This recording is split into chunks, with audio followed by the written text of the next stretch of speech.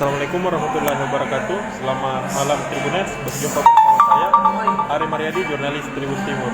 Malam hari ini saya sedang berada di warung kopi abnormal Makassar di Jalan Andi Jemak.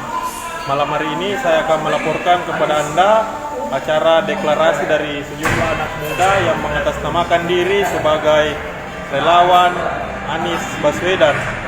Mereka mendeklarasikan nama Gubernur DKI Jakarta itu untuk maju calon presiden 2024. Mari kita masuk ke dalam Tribuners.